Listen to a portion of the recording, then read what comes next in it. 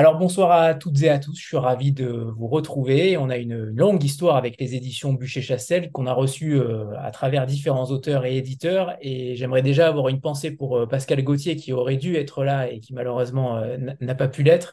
Parce qu'elle tisse clairement des liens entre vous. C'est peut-être le ciment qui vous relie, le principal ciment qui vous relie. Donc on l'embrasse et on espère que la prochaine fois elle sera parmi nous. Ce soir, on a la chance de recevoir donc trois auteurs, comme je vous l'ai dit. Pour commencer, on aura Adèle Fugère qui a écrit J'ai 8 ans et je m'appelle Jean Rochefort au titre si singulier. Bonsoir Adèle. Bonsoir. Et ensuite, ce sera au tour de Renaud Meyer pour Terre étrangère. Bonsoir Renaud. Bonsoir, bonsoir à tous. Et on finira la soirée avec Thibaut Gaudry pour La Vénus au parapluie. Bonsoir Thibaut. Il est encore patrouille, évidemment. Bonsoir à toutes et tous. Alors, on va commencer avec ce roman d'Adèle, ce roman si particulier, si singulier, si caustique. J'aimerais que vous nous parliez évidemment de vous, Adèle, puisque c'est votre premier roman, malgré le fait que vous ayez déjà écrit des nouvelles, mais c'est un premier roman et vous commencez fort, entre guillemets, puisque c'est l'histoire de cette jeune fille, Rosalie, 8 ans, qui se réveille avec la moustache de Jean Rochefort. Alors déjà, j'aimerais connaître votre parcours, Adèle, parce qu'on sait que vous êtes illustratrice, que vous êtes journaliste et que vous avez un parcours assez long que je ne vais pas énumérer ce soir, mais j'aimerais savoir comment l'écriture est venue, comment l'illustration en est peut-être la cause, puisque cette héroïne de Rosalie, vous l'avez déjà dessinée et elle a déjà fait l'objet d'un album. Racontez-nous cette histoire de Rosalie en parallèle de votre parcours.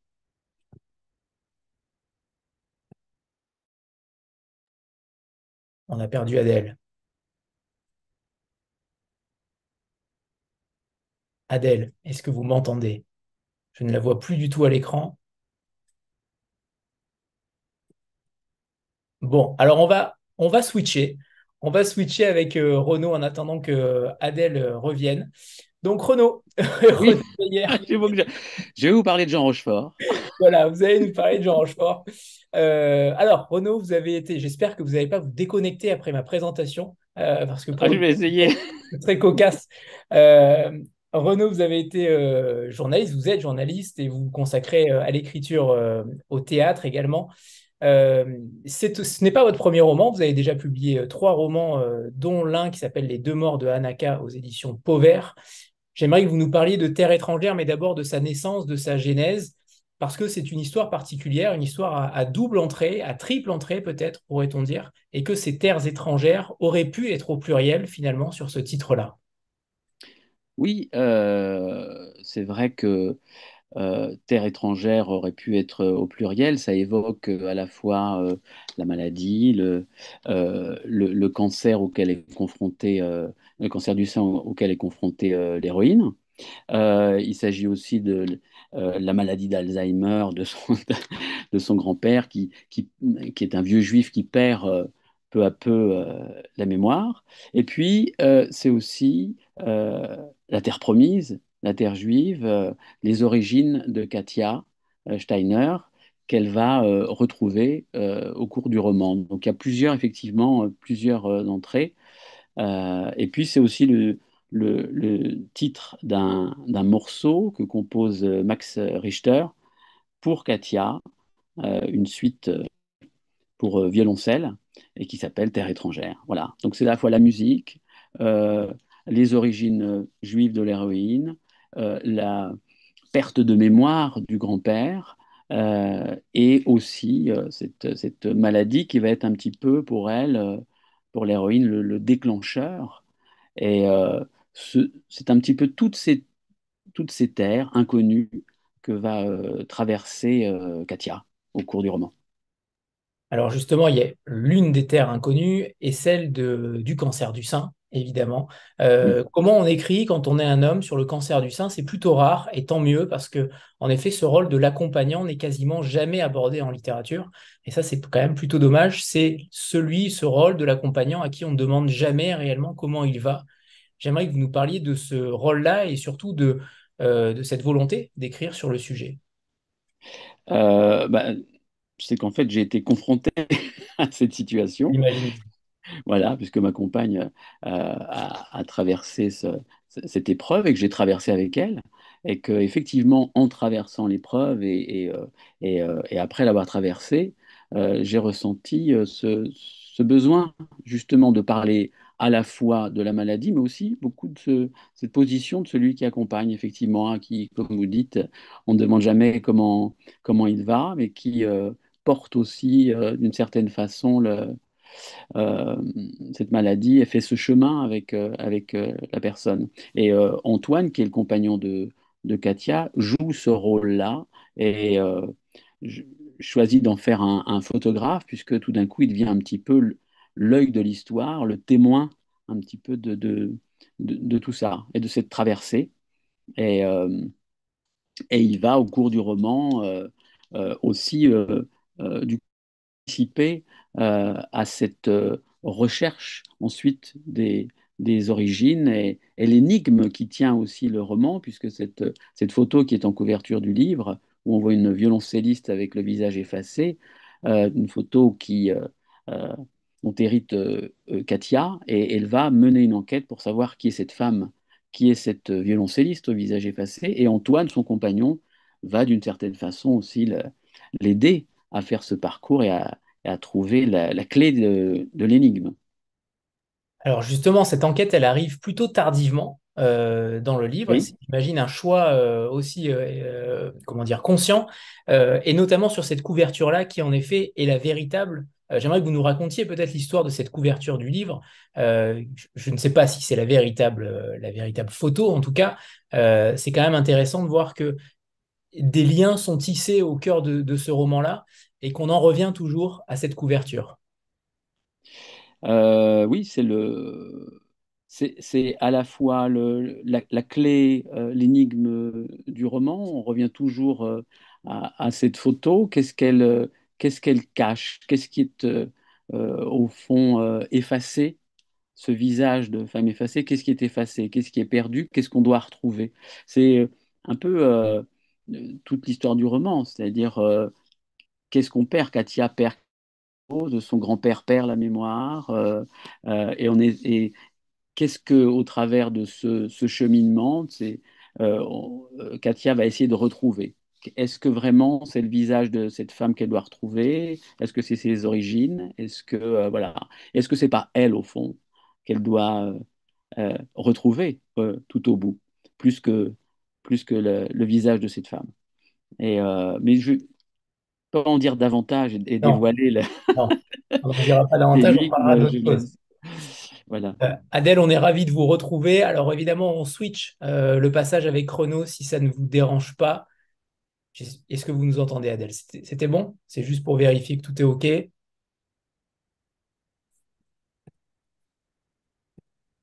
Bon, on verra tout à l'heure. On verra tout à l'heure. Renaud, j'aimerais qu'on revienne sur cette relation entre Antoine et sa femme. Je vous cite, page 19, on peut imaginer que c'était comme le début du monde, l'impression fugitive de donner la vie, de posséder une chair interdite dans l'instant de l'épreuve foudroyante de l'inceste entre cette sœur et ce frère qu'ils étaient devenus l'un pour l'autre, qu'ils n'ont pas cessé d'être, mais que la jouissance a métamorphosé. Elle est intéressante au départ, cette relation-là ils sont amis, frères et sœurs, comme vous le dites, et qui deviennent ensuite amants, puis mari et femme. Quelle était le, comment dire, la volonté aussi de créer une histoire d'amour qui est totalement différente de celle de Thibaut Gaudry, dont on parlera tout à l'heure, mais justement, je voulais faire le lien après, quand vous allez vous succéder, mais cette histoire d'amour-là, elle est quand même très singulière. Qu'est-ce qu'il se cache derrière cette histoire d'amour? Oui, j'avais envie de trouver quelque chose un peu euh, particulier, presque d'interdit. Euh, tout ça est trop fort pour eux, quoi, au fond. Et ils y vont quand même.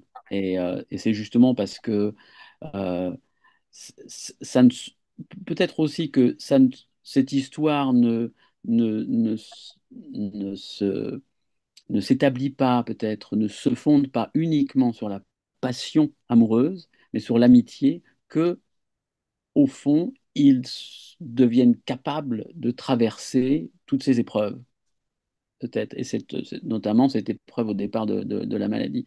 Et c'est parce que, je crois, c'est pas simplement entre eux une histoire d'amour, mais aussi une histoire d'amitié qui peuvent se tenir la main et traverser tout ça ensemble. Et c'est ça qui me paraissait intéressant. C'est pas simplement le coup de foudre amoureux, comme on l'a peut-être peut-être beaucoup vu, mais une autre histoire, peut-être. Ils se brûlent tous les deux d'ailleurs. Ils ne savent pas très bien où ça va. Ils se l'interdisent au départ. Ils s'interdisent tous les deux d'aller ensemble, de tomber amoureux, d'entamer une histoire amoureuse parce que ils, ils pensent peut-être que leur histoire est plus grande que ça et que au fond c'est parce qu'ils sont amis qu'ils vont arriver à traverser les épreuves. Vous écrivez même que cette relation, cette histoire va devenir une imagerie médicale, un négatif photographique. Oui. Alors j'aimerais qu'on parle de la musique parce que vous êtes metteur en scène, vous êtes auteur également et comédien. La musique, elle tient un rôle évidemment très important dans votre roman parce qu'on entend évidemment la playlist et j'aimerais que vous nous disiez ensuite quelle playlist concrètement avec laquelle vous avez peut-être écrit ou avec laquelle vous conseillez peut-être de lire le roman. Ça peut être aussi intéressant d'avoir les deux pans. Mais toute la famille est musicienne, toute la famille de Katia est musicienne en tout cas. Les deux seuls qui ne sont pas musiciens ou en tout cas qui n'ont pas une appétence particulière, ce sont les deux hommes finalement, même si Antoine Oui. s'y prête, mais c'est Lucas, ce grand-père, et donc Antoine. Est-ce qu'il y a une raison particulière à cela? Est-ce que le rôle de la musique est différent. Mais vous me l'apprenez.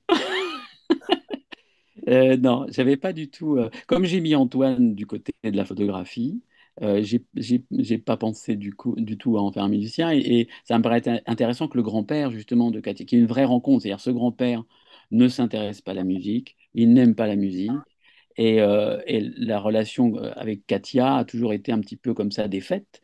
Et qu'à la faveur, justement, de cet événement médical pour Katia, elle va nouer un lien avec ce grand-père et que cette histoire devient très forte euh, avec ce grand-père. Après, la musique, effectivement, elle irradie un petit peu le livre. C'est une famille de musiciennes avec des femmes musiciennes. Cela dit, le père de Katia est violoniste, mais euh, c'est un rôle, un personnage assez tout à fait secondaire.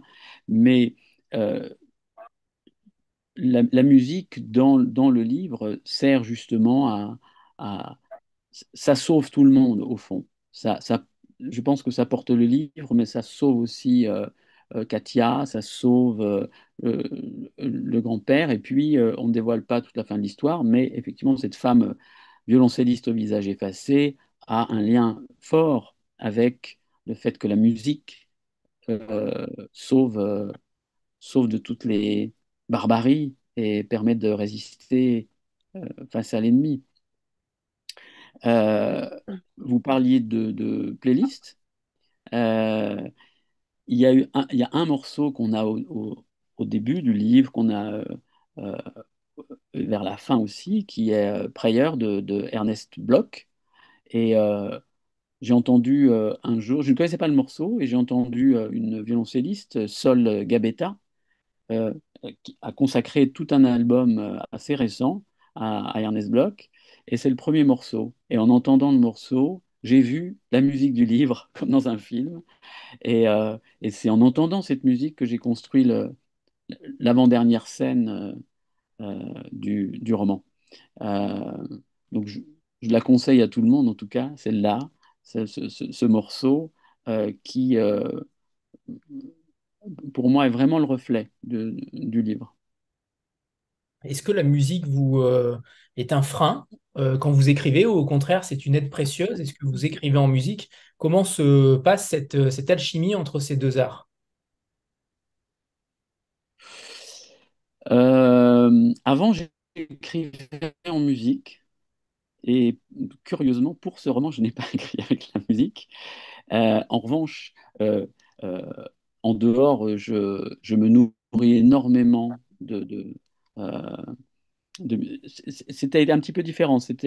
Là, j'ai beaucoup écouté de morceaux et en écoutant ces morceaux, je m'en suis nourri, j'ai vu des scènes comme ça. Je me suis beaucoup, beaucoup nourri. J'ai vu des scènes, j'ai commencé à écrire dans ma tête avec la musique. Et puis, au moment de l'écriture, euh, je n'ai pas écrit en musique. Maintenant, la musique devient un peu trop forte. Comme disait Duras, je peux plus entendre du Bach parce que c'est trop fort, quoi. Elle disait, je deviens folle. Et, ça a tendance, moi, aujourd'hui, plus comme si deux écritures se chevauchaient dans un même moment, ça devient un peu plus difficile. Et je vous pose cette question parce qu'en effet, j'étais persuadé que vous n'aviez pas écrit en musique parce que le sujet peut-être ne s'y prêtait pas, parce que l'écriture est parfois implacable, parce que le sujet est extrêmement difficile, douloureux aussi peut-être. Est-ce qu'il y a un lien avec cette difficulté-là peut-être? Euh, je- Disons euh, on imagine davantage Thibaut, par exemple, sur son histoire, écrire en musique. Voilà. oui, peut-être, parce que, ben, effectivement, peut-être que la musique aussi est tellement présente dans le livre, mais euh,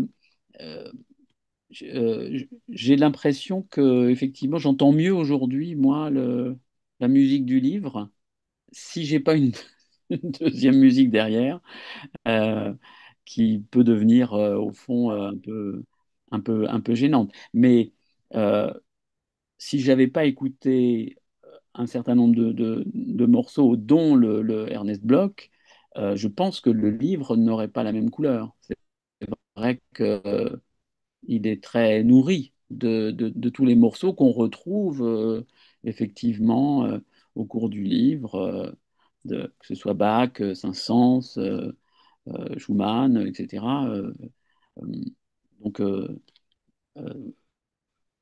voilà. Je ne sais pas si j'ai répondu à votre question. Si, si, très bien, très bien.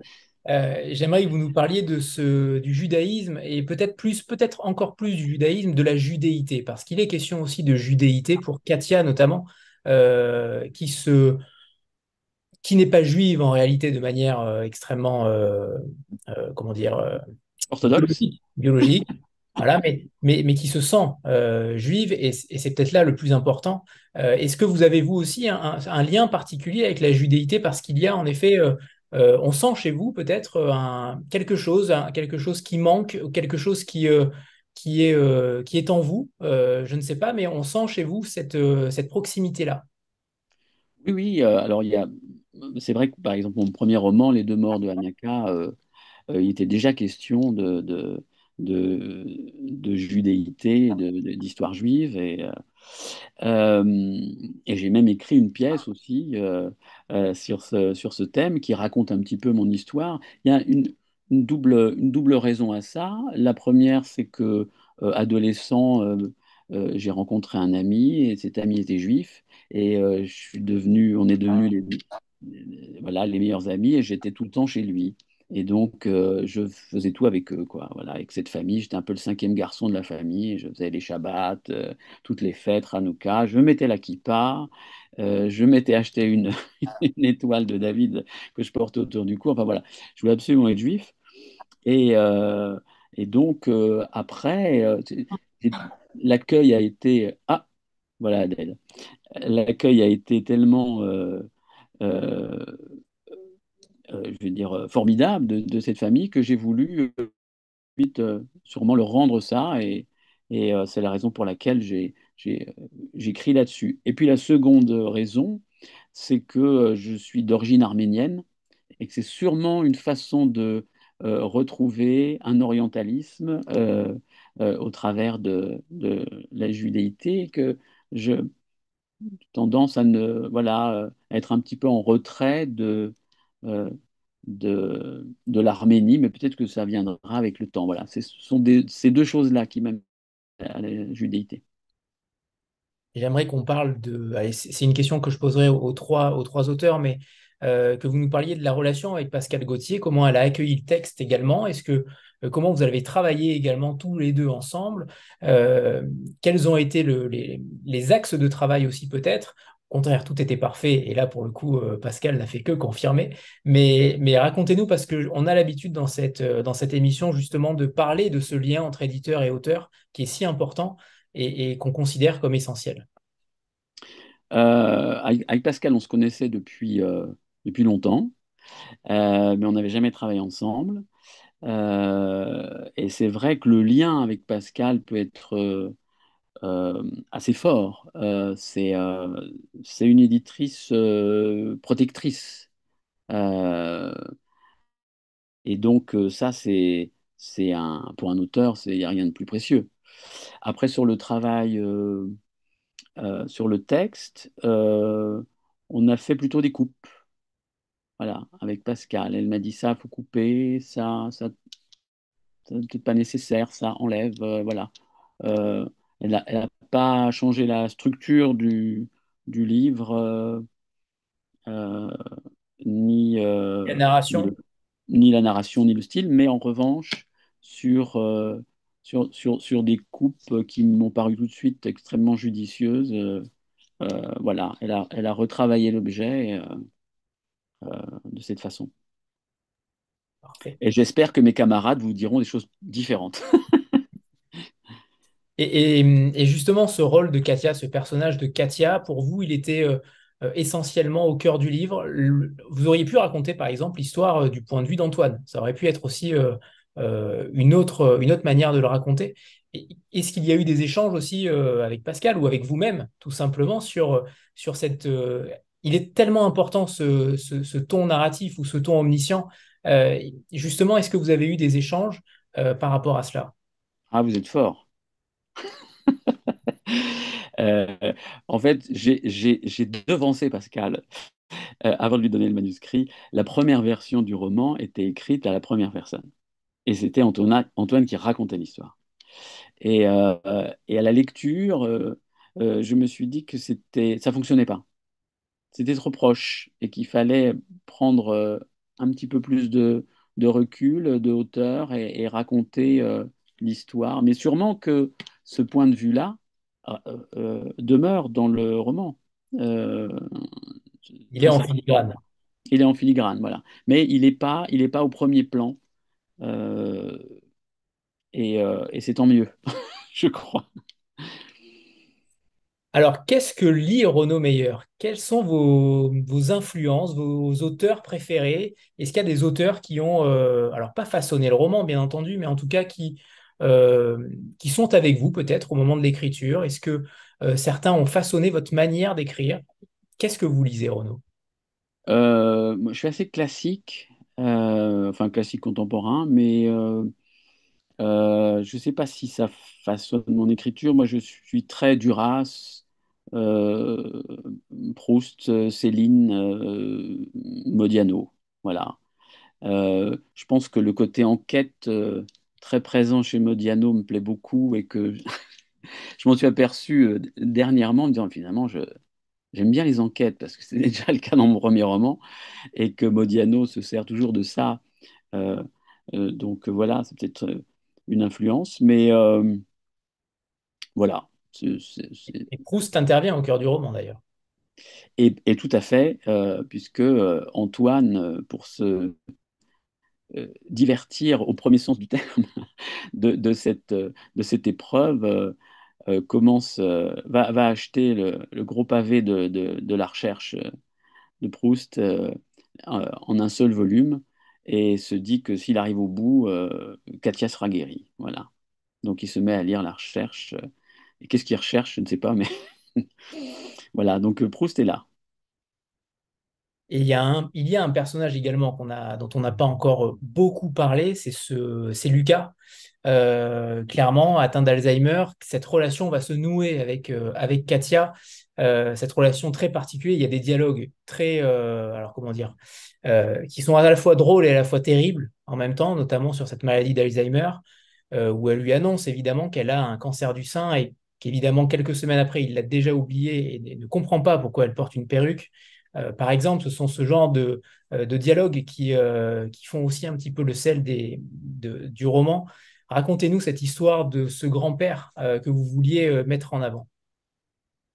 Oui, moi j'aime bien les grands-pères et les grands-mères qui ont des histoires à raconter, qui les gardent et puis à un moment donné ils les distillent un petit peu et que on aimerait un petit peu tout savoir. Et que Euh, oui, Parce que c'est cette pour idée ça, au que, final, c'est le début, le postulat de départ, c'est qu'en effet, elle veut tout savoir de lui avant qu'il n'oublie, avant qu'il perde la mémoire.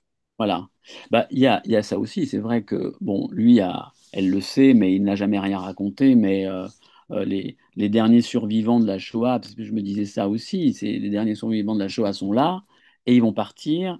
Et cette espèce de mémoire vivante va disparaître, en tout cas pour ceux qui acceptent d'en parler. Donc, voilà, c'était aussi pour ça, pour essayer de retenir cette mémoire qui allait partir. Et en même temps, euh, euh, euh, je, je- je souhaitais que cette maladie... euh, j'avais vu un reportage tout à fait touchant où Elise Moon accompagnait son père qui avait la maladie d'Alzheimer. Et il pouvait pas s'empêcher quand même, parce que bon, c'est un humoriste en même temps. Ça le consternait, ça lui faisait beaucoup de peine à Elie Semoun, et en même temps, ça le faisait rire.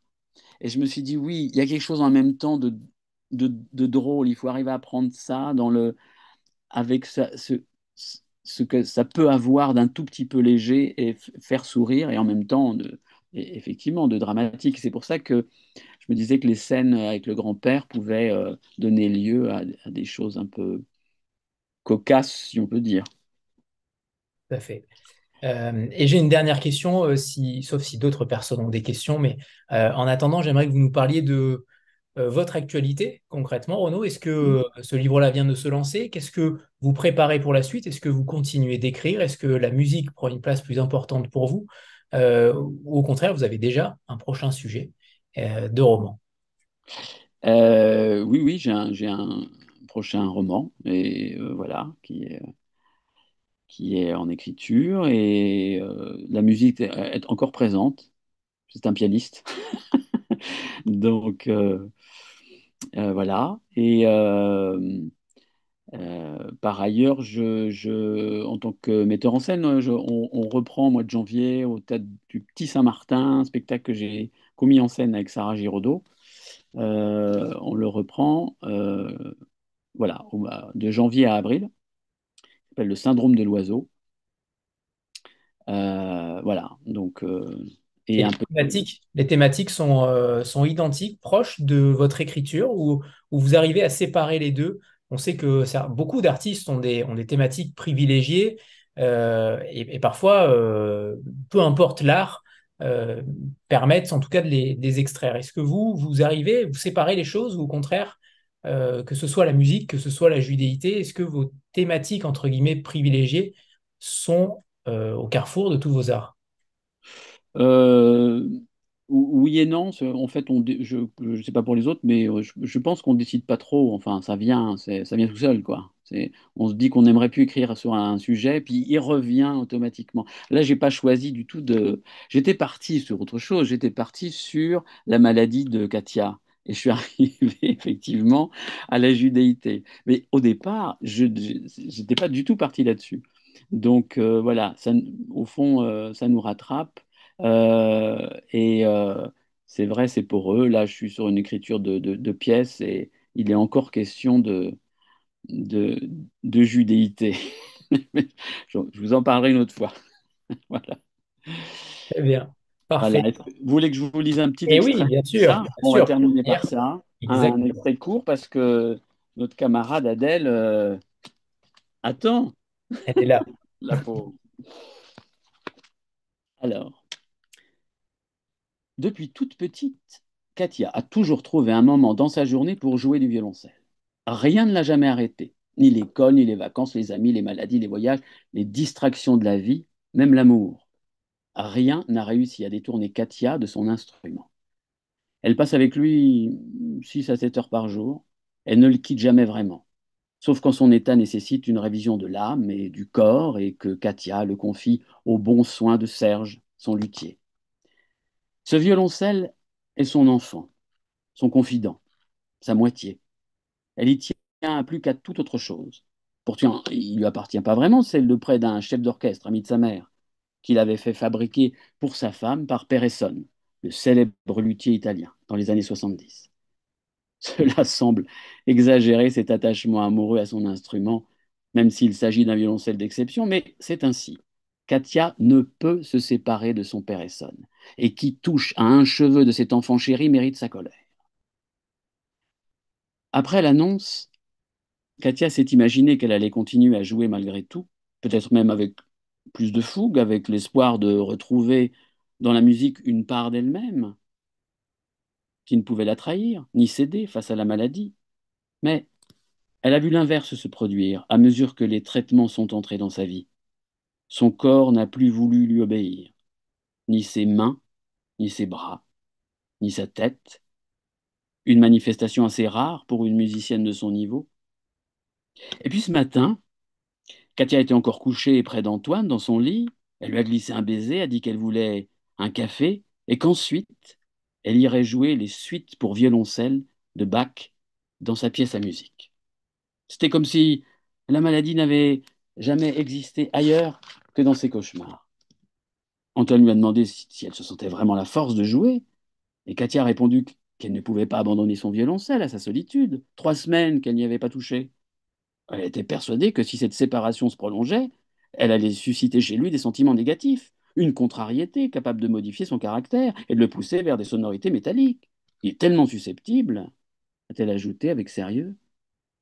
Antoine a ri de ce rapport passionnel qu'entretient Katia avec son père Essonne, ce qui a provoqué chez elle un «tu me fais chier», peu courant dans sa bouche.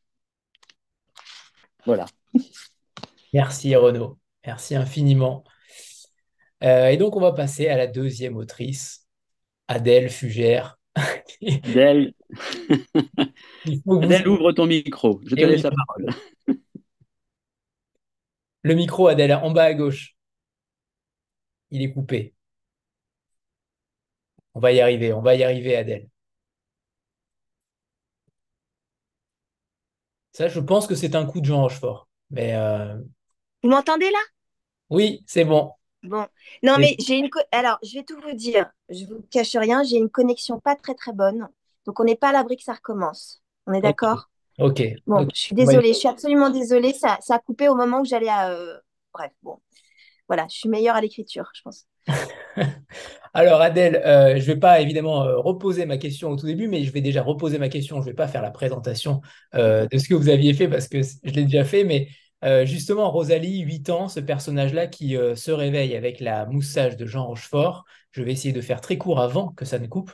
Mais ce personnage-là, il existait déjà avant dans des albums. Alors, j'aimerais que vous nous parliez de cette historique, de cette jeune femme, Rosalie.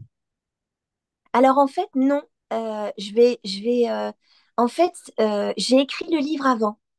J'ai écrit le livre avant et c'est en fait le livre, le J'ai 8 ans et je m'appelle Jean Rochefort, je l'ai écrit juste avant le confinement. Je l'ai terminé, j'avais terminé le manuscrit, du moins la première version, le confinement commençait. Donc on était le 16 mars et en fait, boum, tout se ferme. Et je me suis dit, bah, en fait, je vais prendre cette Rosalie-là, je vais la sortir du bouquin que personne ne connaissait et je vais en faire un petit personnage de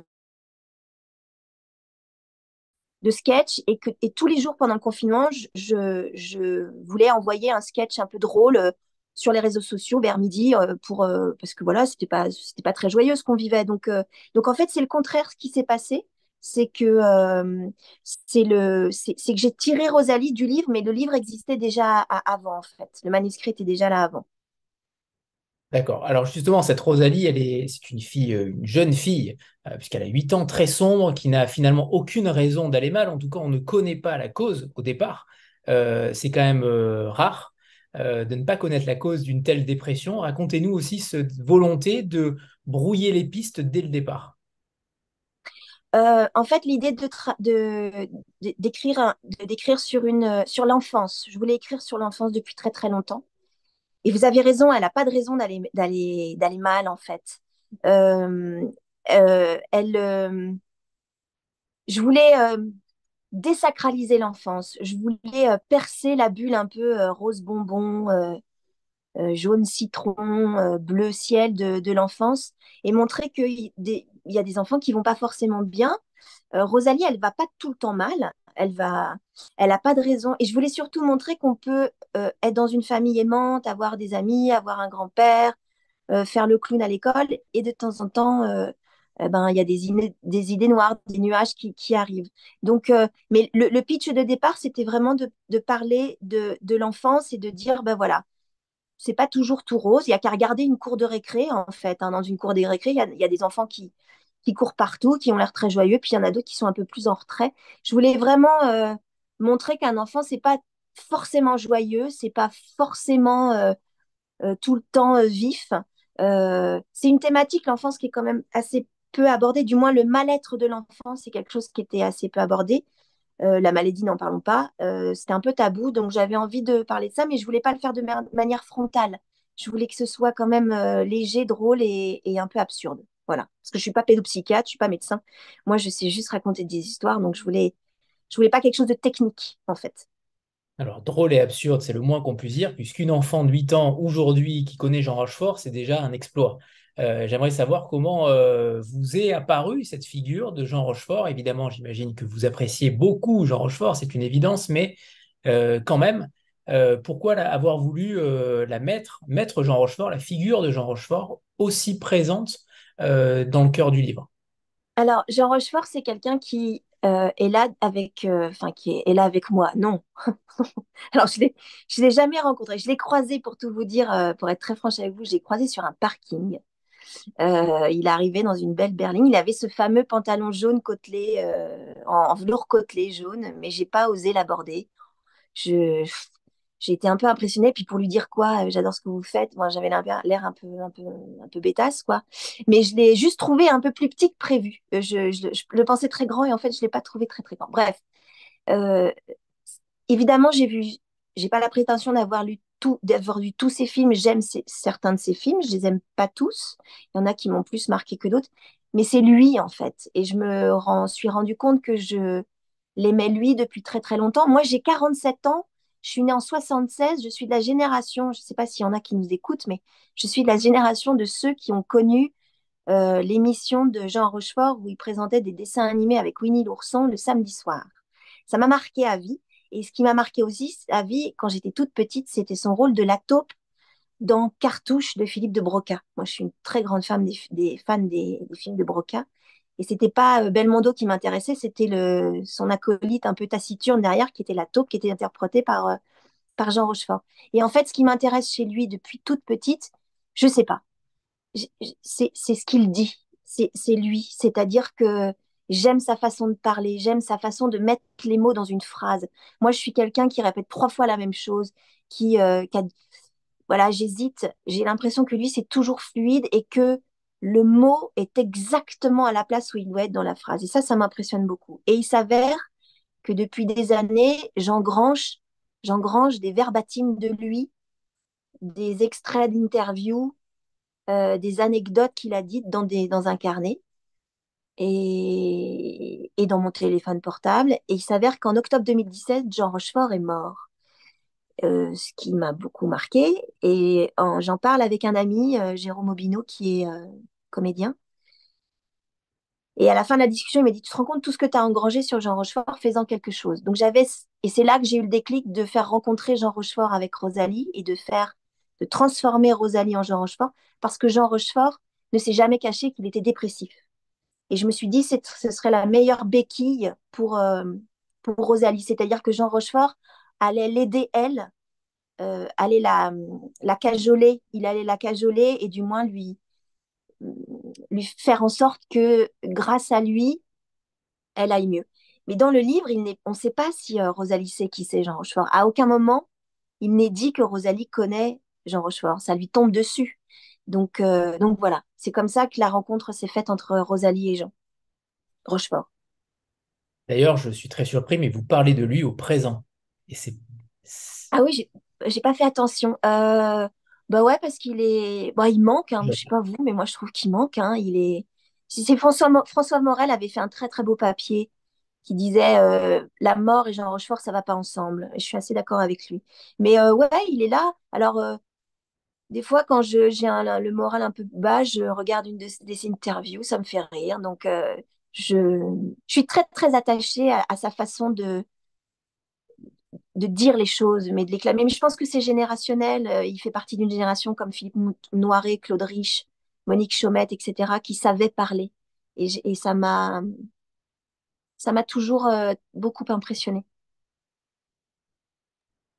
Alors, en effet, Claude Rich, oui, très belle référence.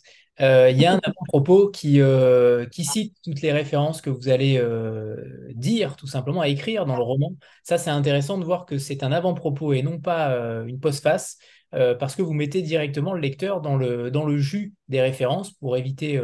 Voilà, on rassure tout le monde, si vous ne connaissez pas Jean Rochefort, vous pouvez évidemment lire le roman, hein. Ça Ah n'a oui, oui. aucune incidence, hein.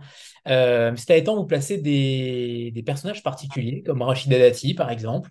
Il y a d'autres personnages comme ça qui viennent et qui sont convoqués, mais chaque prénom, ça c'est aussi très intéressant, c'est que chaque prénom fait référence à quelqu'un de proche de Jean Rochefort. Ça, vous vouliez aussi euh, créer un univers Jean Rochefort et pas uniquement appeler cette figure-là de l'acteur.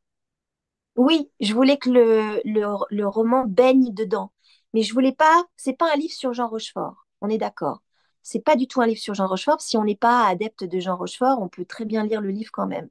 Mais c'est vrai que tout transpire de Jean Rochefort. Rosalie, elle naît à Saint-Lunaire. Saint-Lunaire, c'est la commune de naissance de Jean Rochefort. Son instituteur s'appelle Jean-Pierre, c'est une référence à Jean-Pierre Mariel. Elle va en Jean Rochefort à un goûter anniversaire costumé. Elle va y rencontrer une Mimi Mati. Il y a un lien avec Jean Rochefort, c'est que Jean Rochefort en a parlé dans une interview. Elle va rencontrer, enfin, elle va être avec Pénélope Rachida Dati. C'est parce que Jean Rochefort a parlé d'une anecdote avec Rachida Dati. Bref, il y a du Johnny Depp parce qu'on sait qu'il a participé à un film qui n'est jamais sorti, mais de Terry Gilliam sur Don Quichotte. Donc voilà, oui, il y a plein de références. Il y a plein de références à Jean Rochefort. Le ping-pong, Jean Rochefort faisait du ping-pong. La piscine, Jean Rochefort faisait de la piscine. Donc tout est parsemé de références Jean Rochefort, mais je les ai cachées ou tordues et j'en ai fait une espèce de tambouille, quoi, qui fait que il y a des mots de Jean Rochefort, il y a des références à Jean Rochefort, il y a des amis de Jean Rochefort, il y a des noms en lien avec Jean Rochefort. Quand il parle de Nantes, il en a parlé comme ça. Quand j'invoque Barbara, c'est pareil, il a parlé de Barbara, mais je j'aime bien, comment dire, prendre des chemins détournés, en fait. C'est un peu ça. Voilà. Très belle description de Nantes, au passage.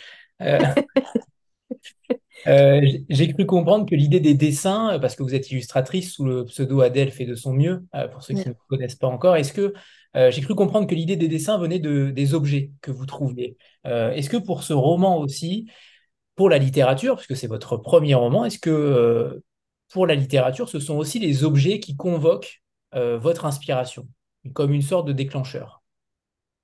Non. C'est une très bonne question. C'est très joli. Quand je dessine, alors quand je détourne des petits objets, quand je détourne les objets, c'est souvent l'objet qui me parle. C'est-à-dire que c'est l'objet qui m'impose le dessin. Par exemple, quand je vois une clémentine, je vois pas une clémentine, je vois une montgolfière. Ou quand je vais Quand vous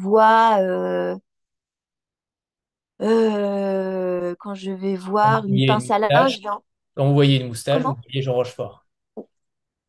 Voilà, c'est un peu ça. Mais j'ai pas, non, c'est pas du tout le même mécanisme. Ce qui est très drôle, en revanche, c'est que l'écriture m'aide beaucoup pour commencer un dessin. Souvent, ça part d'une phrase que j'ai entendue ou des choses comme ça, ou d'un objet. Mais là, non, j'ai pas convoqué les objets. Le travail de l'écriture est pas tout à fait le même pour moi que le travail du dessin. Là où, pas, où en revanche, ça se rapproche, c'est que moi, je fais des dessins. Alors, je fais du détournement d'objets, mais je fais aussi du dessin à la ligne claire, sans détournement. Euh, J'aime la simplicité, en fait. Je vais à la simplicité. D'ailleurs, le livre, il est comme ça, c'est-à-dire qu'il est très simple, en fait, dans sa manière d'être. C'est comme un artichaut, c'est-à-dire que j'écris, ensuite j'enlève les feuilles de l'artichaut pour en trouver le cœur, aller à l'os et enlever les adverbes et enlever les choses là.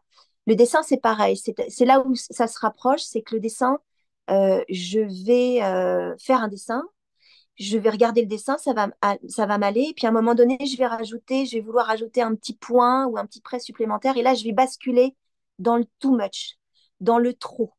Il faut vraiment, j'ai vraiment cette sensation qu'il faut savoir s'arrêter au bon moment pour ne pas que le dessin soit trop moche, quoi. Et l'écriture, c'est un peu pareil. C'est-à-dire qu'il faut vraiment, j'ai vraiment cette sensation-là d'être sur une brèche. Écrire simple ou dessiner simple, c'est pas simple.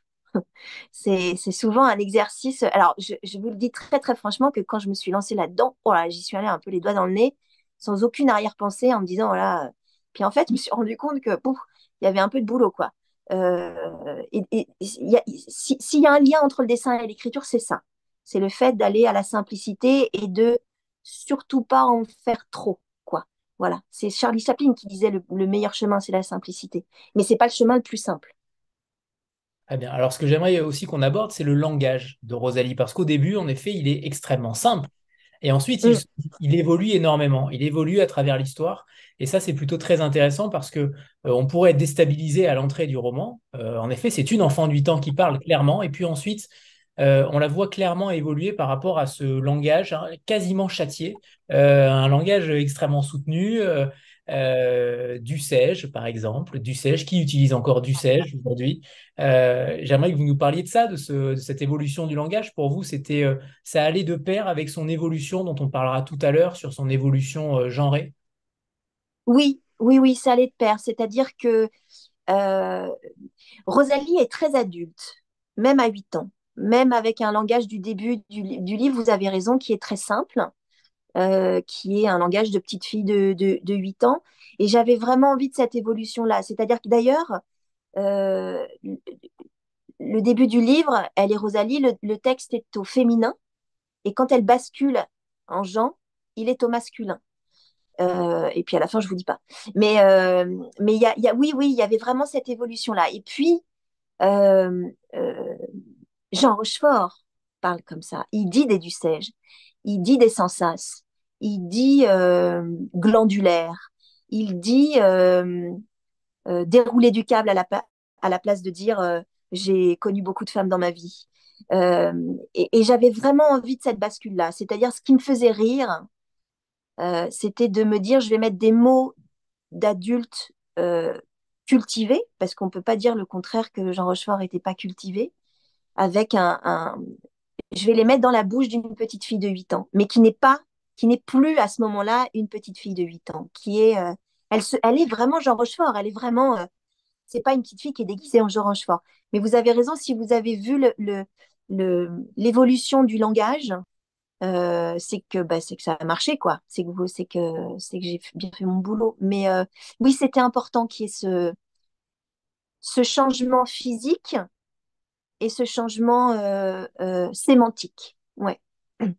C'est intéressant que vous disiez qu'elle n'est pas déguisée en Jean Rochefort, mais qu'elle Ah l'est. non, non, Bon, c'est ça qui est intéressant aussi. complètement. Je vous cite je cite une phrase parce que sans moustache, j'ai l'impression de ne plus avoir de slip. Mais clairement, ce côté, alors je ne sais pas si on peut l'appeler travestissement, déguisement, peu importe en réalité, le fait d'avoir un ustensile comme une moustache, euh, et je l'ai déjà testé en tant que perruque, par exemple, on se sent différent, on se sent un autre, on se sent Oui. en tout cas bouleversé par l'altruisme qu'on peut avoir au sein de nous-mêmes. J'aimerais que vous nous parliez de ça, de ce simple ustensile qui est une moustache qui permet de changer de facette, de changer de personnage, de changer d'identité. Mm. Est-ce que ça vous est peut-être arrivé à 8 ans, potentiellement aussi? Ah non, je croyais que vous alliez me dire, est-ce que vous avez déjà eu de la moustache? Euh, Ça aurait été Non, déplacé. vous auriez pu, je vous aurais dit non. Non, mais c'est peut-être à Renaud aussi qu'il faudrait poser la question, c'est-à-dire que en tant que comédien, quand on revêt un costume, quand on a un costume, quand on porte un costume, souvent les comédiens disent je suis plus moi, il y a une stature, il y a une façon de marcher. La moustache, c'était très simple. C'est que premièrement, ça me faisait rire d'avoir une gamine avec une moustache. Ça me fait rire d'avoir. Parce qu'à 8 ans, on n'est pas encore tout à fait, comment dire, on n'est pas ado encore. On a un côté un peu poupon et en même temps, on n'est pas un grand échalas. Donc ça me faisait rire. ce qui me faisait rire aussi, c'est que ce que je voulais, c'est que quand on regardait Rosalie, qu'on ne puisse pas enlever cette moustache qui lui pousse, hein, elle la colle pas, il lui pousse cette moustache. Donc je voulais qu'on ne puisse pas l'éviter, ce, ce faux déguisement, parce que c'est pas un déguisement. Et puis, je trouve que c'est un élément très simple, la moustache. Après, elle s'habille en Jean Rochefort, mais je trouve que la moustache, vous avez raison, on se comporte pas de la même façon, on n'a pas le visage de la même manière, on se regarde pas de la même manière, et puis la moustache le visage peut être plus grand, plus. Ouais, ouais, je voulais que ce soit un élément incongru, masculin, sur un visage de fille. Et très discret. Pardon? Et très discret. Et très discret. Je voulais pas quelque chose, je voulais pas le nez clown, la perruque, voilà, la complète jambon. Je voulais vraiment quelque chose qu'elle ne puisse pas enlever et que la personne qui lui parle ne puisse pas éviter.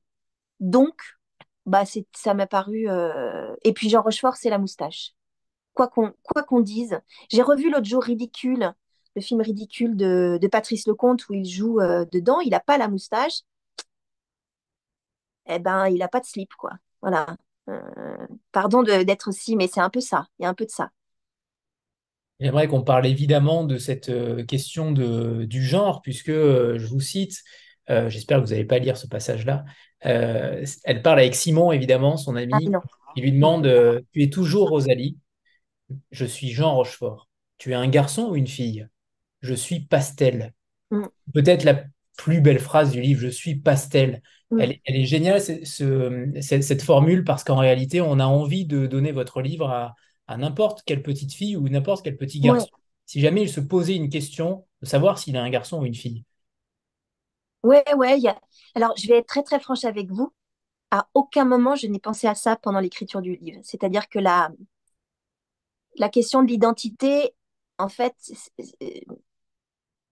elle est sous-jacente. Elle est presque certainement. J'ai pas écrit ce livre pour ça. J'ai vraiment voulu écrire un livre sur l'enfance et le fait de dire comment on fait quand on est un enfant, comment on fait pour aller mieux. Voilà, voilà. Mais vous avez raison. Et puis même quand elle va à la piscine et qu'elle ne sait pas si elle doit aller du côté des garçons ou du côté des filles, et d'ailleurs elle prend une décision qui est la sienne. euh, euh, oui, je crois, j'ai pas voulu faire non plus un livre tendance aujourd'hui, la question de l'identité, etc. Pas du tout. Je crois que de temps en temps, ça fait du bien de mettre d'autres habits pour aller mieux. Et l'idée, c'est de ne pas se restreindre à un genre. C'est-à-dire que si vous avez envie de vous mettre en Jean Rochefort alors que vous êtes une petite fille de 8 ans, ou si vous avez envie de vous mettre je sais pas, en Castafiore, alors que vous êtes un petit garçon de 10 ans ou même plus vieux, ça n'a pas d'importance. Le principal, c'est d'aller mieux. Et puis c'est d'aller au bout de ça. Mais vous avez raison, beaucoup de gens me disent c'est un livre sur l'identité et sur le fait d'être accepté aussi. C'est-à-dire que Rosalie, elle a la chance d'être entourée de parents qui vont accepter le fait qu'elle va être Jean pendant quelques temps. Le fait aussi que Simon, il s'y met très très bien, son grand-père aussi, mais par contre, en revanche, pardon, Pénélope, qui est la fille hype de la cour et de l'école, elle ne comprend pas ça. Donc en fait, c'est aussi un livre sur le fait d'accepter la différence de l'autre, d'accepter le, l'absurdité de la situation, l'incongru, tout simplement parce qu'on sent que la personne, c'est plus simple et c'est moins douloureux pour la personne qui fait ça. Voilà. Ce qui est fou, c'est qu'il y a beaucoup de thématiques dans votre livre, alors qu'il est en effet très court, Ouais. mais les phrases sont extrêmement courtes la plupart du temps, et pourtant il y a beaucoup de choses qui en ressortent. Et il y a peut-être un passage sur vous-même, j'ai l'impression qu'il y a un gros passage sur vous-même, sur le statut d'écrivain, où vous écrivez, on écrit le soir, on se couche radieux, et le lendemain matin, on a envie de se foutre par la fenêtre. Le seul intérêt de l'écriture, c'est qu'on est assis. Ouais.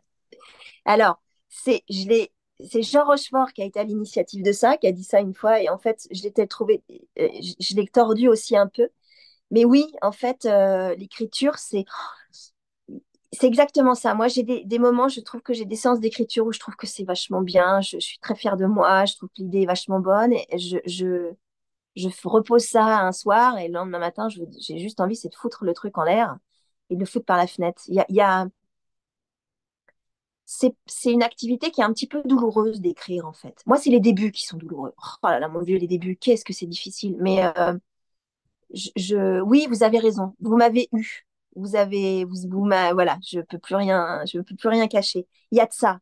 Il y a de ça. Le fait de se dire, on croit qu'on écrit un truc hyper bien et puis en fait, on se dit que non, il y a autant faire des crêpes, quoi. Voilà. Pardon. Je ne sais pas comment le résumer autrement, mais on est un peu. Voilà. Il y a des jours, c'est compliqué d'écrire, c'est douloureux et c'est surtout. il y a Alors, pour répondre vraiment à votre question, il y a quand même quelque chose qui me plaît énormément dans l'écriture et qui est la même chose dans le dessin, c'est le fait d'être seul. La notion de solitude, d'être face à une page blanche, d'avoir une idée, c'est à la fois. Et puis, moi, je considère que l'écriture, je dévie un petit peu de votre question, mais je considère que l'écriture, c'est quand même l'un des derniers bastions de liberté totale.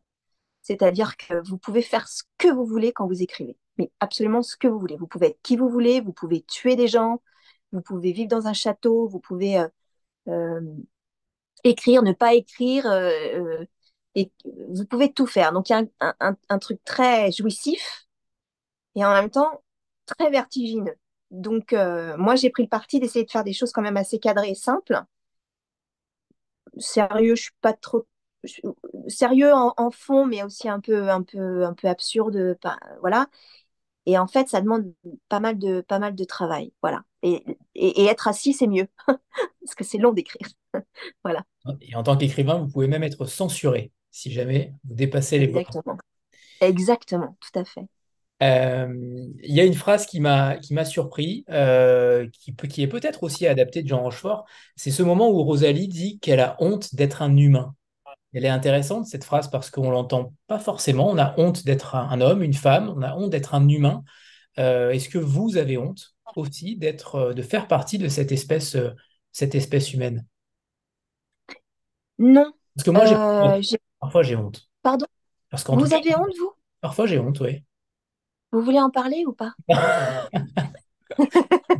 Non, malheureusement, ce soir, c'est Je- vous, modèle. si, ouais, bon, oui, évidemment, j'ai honte. Surtout en ce moment, je trouve il y a des choses qui se passent qui m'interpellent. Après, moi, j'ai ma casquette de journaliste aussi, donc l'actualité, je me nourris de ça. Et j'ai l'impression que moi, j'ai quand même très confiance dans l'humanité. C'est-à-dire que on peut être quand même il peut y avoir un gros ramassis d'abrutis, mais en même temps, je me rends compte qu'il y a des choses très très belles qui se font, quoi. C'est tout le paradoxe de l'humain, c'est-à-dire qu'on peut être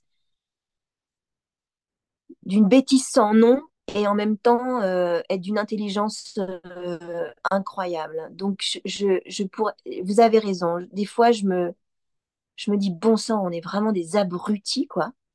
Et en même temps, je me dis, je préfère être dans la matrice, quoi, et essayer de. Oh là là, c'est un peu prétentieux ce que je veux dire, mais à ma petite échelle, d'essayer de faire des choses un peu plus jolies. C'est ce que j'ai.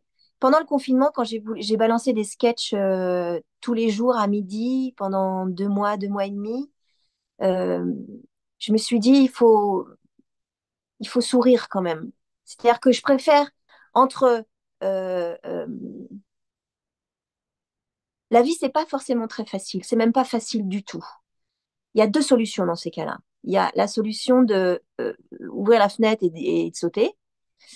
Et puis il y a la solution de se dire, bah en fait, je vais en rire de tout ça. Alors des fois, on en rit jaune d'abord, mais ensuite, je trouve que le fait de transformer quelque chose de difficile en quelque chose d'un petit peu plus léger, pas forcément de révolutionner les choses, hein, mais quand tant qu'il y aura des gens pour faire ça, tant qu'il y aura des gens pour mettre un petit peu plus de bulles de champagne, pas forcément de bulles de champagne, hein, mais dans la vie, je pense que ça vaut la peine. Ça vaut la peine. Ça vaut la peine. Alors, j'ai une double dernière question, si personne d'autre n'en a. C'est celle que j'ai posée tout à l'heure à Renaud sur votre travail avec Pascal, puisqu'en effet, c'est un premier roman. Donc, je pense qu'elle a beaucoup ri aussi à la lecture du manuscrit aussi. Et la deuxième, c'est sur ce que vous allez faire ensuite, puisque j'imagine que ce premier roman qui marche déjà plutôt bien, de ce que j'en vois en tout cas, vous a peut-être donné un petit peu d'appétit pour aller encore plus loin.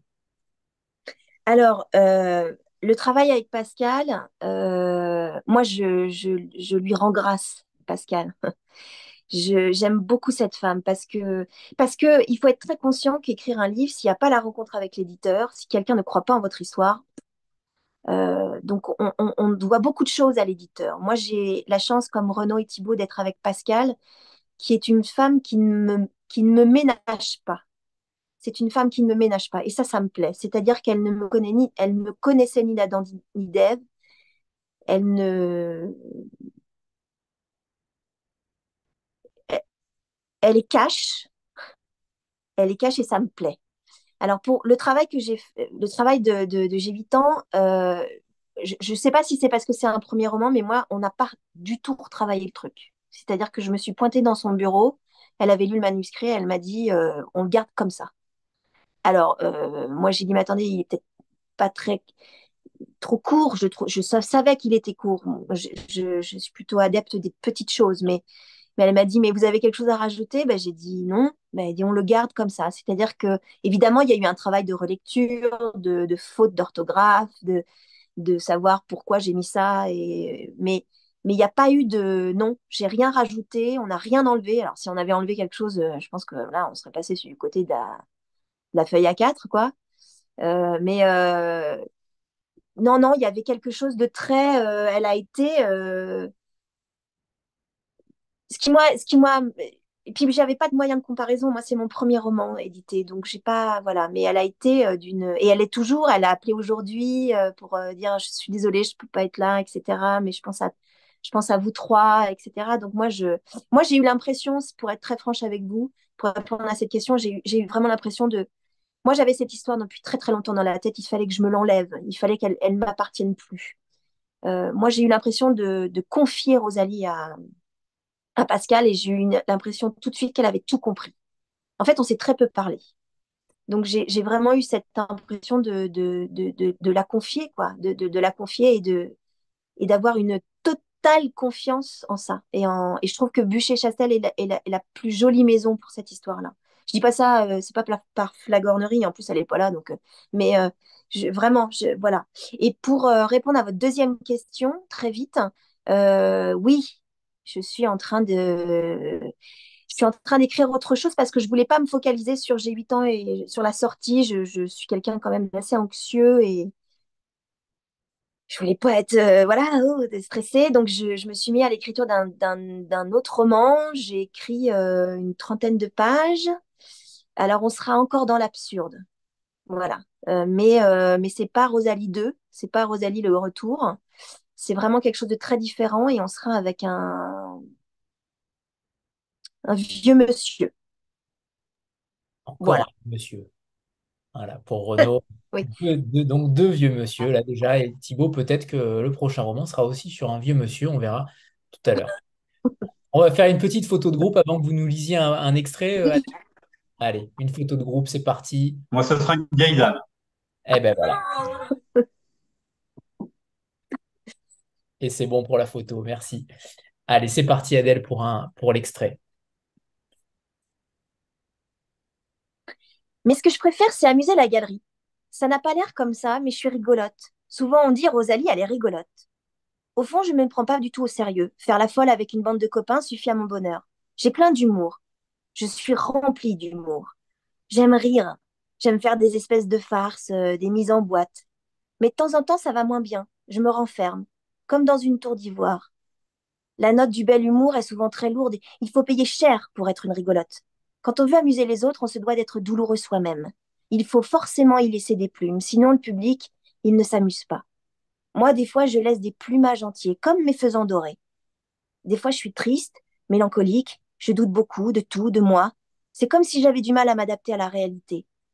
Dans ce cas, je suis incapable de me concentrer sur des choses qui ne m'intéressent pas, incapable de mémoriser des choses qui ne font pas partie de l'ailleurs, comme quand ma mère me dit, Rosalie, tu as encore oublié d'aller chercher le pain. Je suis hantée en permanence par des angoisses et des fantômes d'un réalisme insoutenable. J'ai toujours douté de mes capacités, depuis toute petite, même si je suis encore petite. À ma naissance, mon premier cri fut assurément un cri d'horreur. Dans le fond, je crois que je suis assez compétente dans la dépression. La seule joie de mes journées, c'est quand je trouve l'endroit pour potentiellement me tuer. J'ai également un goût prononcé pour l'autodestruction, ce qui me procure une jouissance phénoménale. Je déguise mes chagrins sous une sorte d'impertinence et je préfère rire de l'absurdité de la vie pour ne pas trop souffrir. C'est pour ça qu'on dit que je suis rigolote. Le clown triste, c'est un cliché, mais c'est très juste. Je suis un clown désespéré, timide et incompris. Mes parents le voient bien, et même si de temps en temps je les prends pour des imbéciles, ils sont pas si bêtes, ils s'inquiètent. On est allé voir quelqu'un, un psychiatre, pour essayer de lutter contre cette timidité. Il m'a dit de travailler dans l'effexor. Je le fais d'ailleurs avec une certaine satisfaction. Mon psychiatre l'appelle ma vieille maîtresse. C'est assez juste. Ça a quand même un gros inconvénient, ça enlève beaucoup la mémoire et c'est très ennuyeux. Et puis ça n'empêche pas mes parents de s'inquiéter. Et moi, ça m'embête que mes parents s'inquiètent. Ça me rend encore plus triste parce que je me dis que c'est de ma faute s'ils s'inquiètent. Je me sens comme une mauvaise fille. Et dans ces moments-là, j'ai un goût prononcé pour le marasme. Je suis là, j'attends que les nuages noirs passent, j'attends que ça passe, j'attends que quelque chose se passe.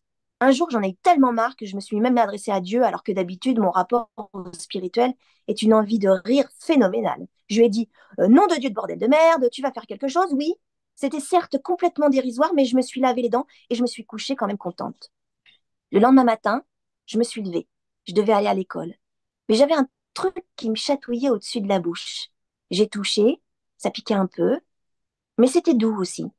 Je suis allée dans la salle de bain, je suis montée sur le réhausseur pour voir dans la glace et je me suis vue, avec une moustache. J'ai souri, je n'avais plus l'air de ce que j'étais, une vraie saloperie, un faux derche sans lèvres. Je me suis dit, Jean, ça te va bien. Merci Adèle. Merci pour cette Bravo. lecture. Merci à vous. Merci Merci. infiniment Adèle. Et donc on va passer, on va finir avec une belle histoire d'amour avec Thibaut Gaudry pour La Vénus au parapluie. Alors Thibaut, je vais commencer par votre biographie parce qu'elle est quand même Oui, particulièrement... oui, alors faisons vite, faisons vite. Non, mais disons elle est particulièrement bien formulée. Il faut l'avouer sur Boucher-Chastel. Donc je lis cette biographie. Après s'être livré à moultes activités, ramasseur de feuilles mortes en Bourgogne, plongeur à Londres, postier à Barbès, après avoir tenté d'inculquer les plaisirs de la lecture et de l'écriture à des milliers d'enfants sur une île bretonne, s'inoculant lui-même le virus par mégarde, Thibaut Gaudry se cache depuis bientôt 20 ans dans un studio de radio en Provence. Voilà, ça résume assez bien tout ce qui s'est passé depuis le début. Voilà, donc en effet, la formule est plutôt bonne. Alors, vous nous venez Merci. avec ce roman, ce premier roman, La Vénus au parapluie, avec différentes thématiques là aussi. Comme Renaud, il y a énormément de choses, et comme Adèle, il y a quand même beaucoup de choses dans ce roman. Ce n'est pas qu'une histoire d'amour, c'est une histoire, ce sont des histoires d'amour, j'ai l'impression, une histoire d'amour évidemment entre deux êtres, mais aussi envers le cinéma, envers Paris, envers cette ville et ces quartiers que vous arpentez, en tout cas que les personnages arpentent aussi. J'aimerais que vous nous parliez de ça déjà, de ce rôle du cinéma, car le roman est tenté évidemment par vos goûts, j'imagine, cinématographiques. Je suis persuadé que tous les films qui s'y trouvent sont particulièrement appréciés par vous-même. Et peut-être commencer par ce cinéma, le cinéma L'Action Christine, anciennement L'Action Christine, et ce fameux quartier latin qui anime le roman et surtout le début du roman. Alors, je vais commencer par vous dire que en fait, 90% de ce bouquin est autobiographique, purement autobiographique. Parce que c'est important pour tout ce que je vais vous raconter ensuite, pour mieux comprendre. Donc voilà, j'ai inventé finalement très très peu de choses dans ce roman, c'est-à-dire que quand les deux protagonistes se rencontrent un dimanche pluvieux en fin de journée devant l'Action Christine et vont voir ensemble la bonne fée et elle abrite, etc. le narrateur, tout est vrai. Voilà, tout est vrai dès le début et ce quasiment jusqu'à la fin. Je dis bien quasiment jusqu'à la fin. La fin, on en reparlera certainement tout à l'heure, mais enfin sans trop spoiler, même si je pense qu'à peu près tout le monde l'a lu parmi les convives ce soir. Et, mais voilà, quasiment tout est vrai. Donc effectivement, les goûts du narrateur, du personnage, enfin, les goûts du personnage dans le roman sont les miens, hein. Sont très exactement les miens. Tout comme cette passion amoureuse et ce goût pour Paris, ouais, ce goût immodéré pour Paris. Alors, et justement, cet incipit, il est certes vrai, mais il est quand même assez surréaliste. Clairement, j'aimerais savoir comment vous avez construit, alors c'est encore plus intéressant de savoir que c'est autobiographique, mais comment vous avez construit comment dire, ce passé que vous avez vécu en le romançant, tout en gardant ces émotions. Et on sent à travers votre plume qu'évidemment, on sent qu'il y a des effluves de ce que vous avez vécu. Mais je ne m'attendais pas à ce que ce soit à 90% autobiographique, et vous avez bien fait de le préciser. Mais comment on construit un tel roman sans penser qu'il est véritablement autobiographique? Mm. Alors, d'abord parce que l'histoire en elle-même avait quelques atouts romanesques, ce qui m'a quand même bien simplifié la tâche. Et, euh, et après, la construction. Alors, c'est une histoire qui s'est déroulée il y a 20 ans. Et ce texte, je l'ai écrit l'année dernière. Donc 20 ans, une vingtaine d'années avaient passé. Donc, avec tout ce que ça implique, de choses qui s'étaient échappées, de sensations qui étaient perdues, qu'il a fallu retrouver, il a fallu en fait revivre un peu tous ces mois dure cette histoire. Donc il a fallu creuser dans mes souvenirs. J'avais pas de matière, de traces, enfin écrites, enfin j'avais quasiment rien quoi. Si ce n'est ma mémoire qui n'est pas en plus ultra performante. Et, euh, et l'avantage de ça, finalement, c'est que ça m'a obligé à faire peut-être un pas de côté, euh, d'exagérer certaines choses, parce que voilà, il se trouve que le personnage a tantiné le sens de l'exagération et a tendance à tout amplifier, voilà. Et ça, enfin ça, pour le coup, c'est voulu. C'est pour donner un peu on va dire un tour un peu humoristique, amusant à la chose. Et donc voilà. Mais en fait, j'ai, j'ai rien inventé en fait. J'ai vraiment rien inventé. Alors c'est un souci. Ça peut être un souci pour certains lecteurs. Alors, il y a beaucoup de lecteurs qui sont laissés porter par l'histoire, qui l'ont prise telle qu'elle est. Et puis, il y a quelques lecteurs, et pas que quelques lecteurs, certains éditeurs aussi, qui ont trouvé qu'il manquait peut-être de péripéties, voilà, etc. Mais pour le coup, j'avais pas envie d'ajouter des choses qui n'étaient pas vraies, en fait. Voilà, je voulais être quand même au plus proche de la réalité. Et donc, ça impliquait de ne pas inventer des choses qui, évidemment, pour le lecteur, auraient peut-être été plus intéressantes s'il y avait eu plus de rebondissements, de péripéties, etc. Mais qui n'étaient pas du tout, en fait, le projet vers lequel je voulais aller, en fait. Et tant mieux. Et justement, ma question était aussi sur, et je rebondis sur cela, sur en tout cas, j'ai eu l'impression de lire aussi quelque chose qui venait peut-être du réalisme magique. Il y a peut-être des Roland ainsi. Est-ce qu'il a été question, est-ce que vous avez réfléchi peut-être à la question d'en faire quelque chose de plus magique, entre guillemets, de ne pas autant coller à la réalité? Est-ce qu'il a été question peut-être de rajouter ce genre d'éléments-là? Alors, Parce que ça traverse le roman. mm, Clairement, ça traverse le mm. roman et on a l'impression qu'à un moment donné, potentiellement, tout va devenir un petit peu plus lunaire. Alors, il y avait cette envie, effectivement, de sublimer cette histoire qui est finalement, malgré tout, quand même relativement banale, on va dire. Et donc, c'est aussi l'objet de la littérature, c'est d'ajouter du sublime à des choses qui en sont parfois dénuées. Et donc, il y avait ça. Après, ça, par rapport à d'éventuelles influences, on posait la question tout à l'heure, notamment à Renaud. Euh, Effectivement, moi, j'ai un goût pour le réalisme magique, notamment chez les Sud-Américains et chez Garcia Marquez, par exemple. Et ou alors chez un auteur que j'aime beaucoup qui s'appelle Alfredo Bryce Echenique, qui est péruvien et qui a écrit deux bouquins, moi, qui m'ont profondément. Il a écrit plein de choses formidables, mais il y a deux bouquins, moi, qui m'ont profondément marqué quand j'avais une vingtaine d'années, et qui était La vie exagérée de Martine Romana, et, euh, et l'autre, c'est L'homme qui parlait d'Octavia de Cadix.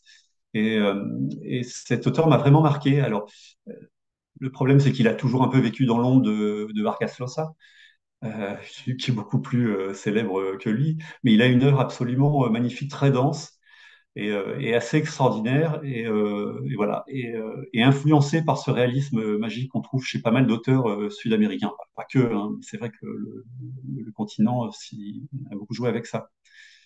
Et alors après, je l'ai pas fait sciemment, quoi. À aucun moment, enfin, j'ai pas le souvenir quand j'étais en train d'écrire d'avoir pensé, par exemple, à Alfredo Bryce Echenique ou Garcia Marquez ou alors pour le coup, ça n'a rien à voir, mais par exemple Albert Cohen qui est un peu mon dieu, voilà, notamment avec Belle du Seigneur.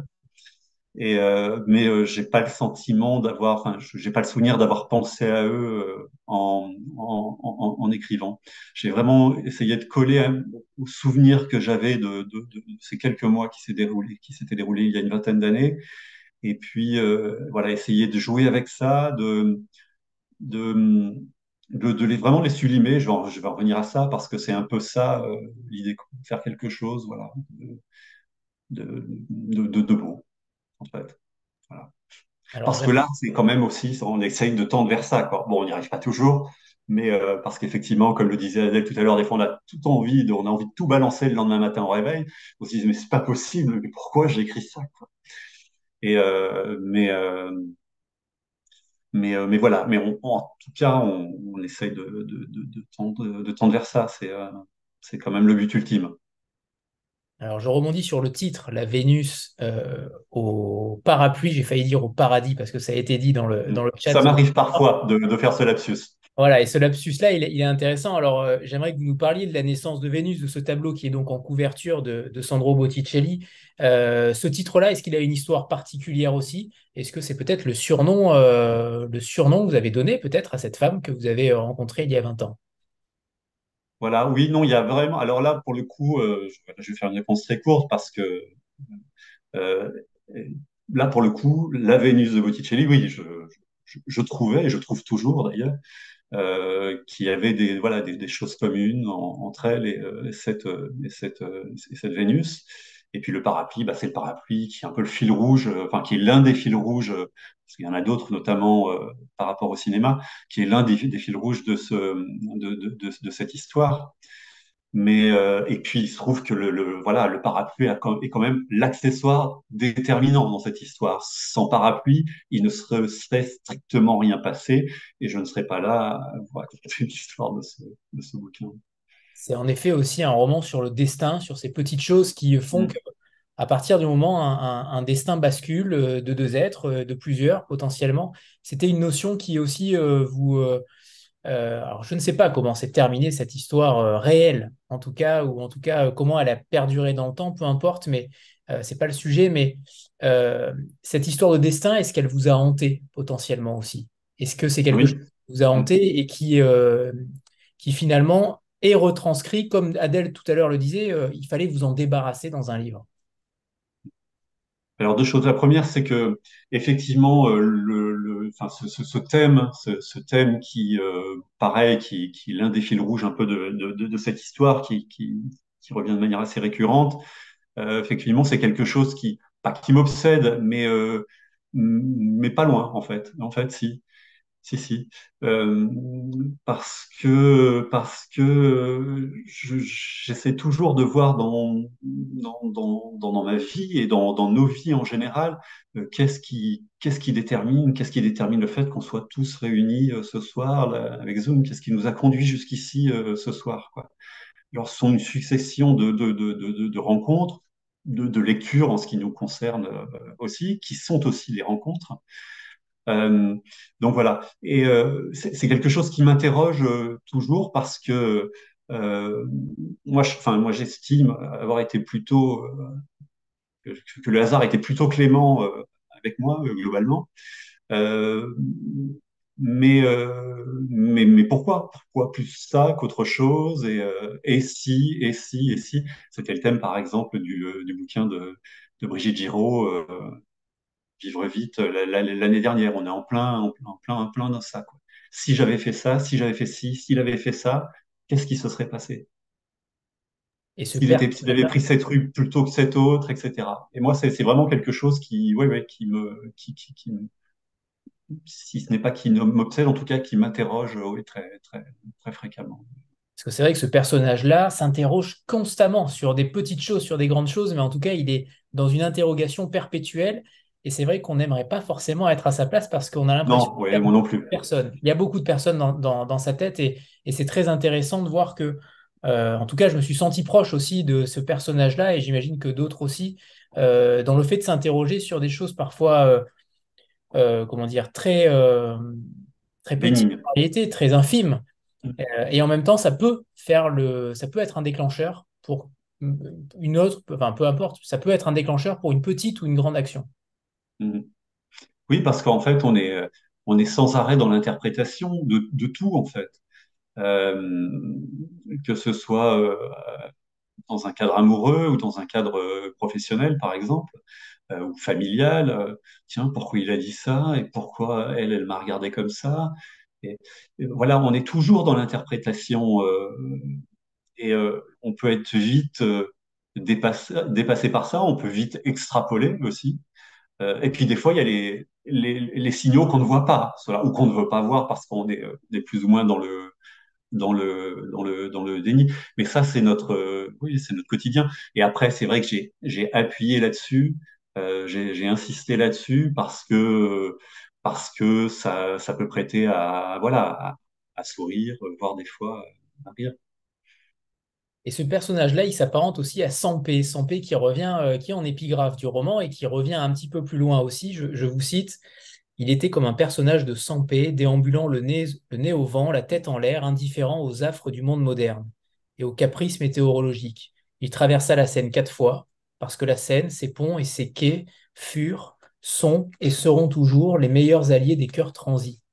Alors, ça fait aussi parler de ce personnage-là, qu'on imagine aussi, pour ceux qui connaissent un petit peu Sampé, clairement, c'est la meilleure comparaison. Et en même temps, ça vous donne accès au fait de déclamer aussi votre amour de cette ville qu'est Paris.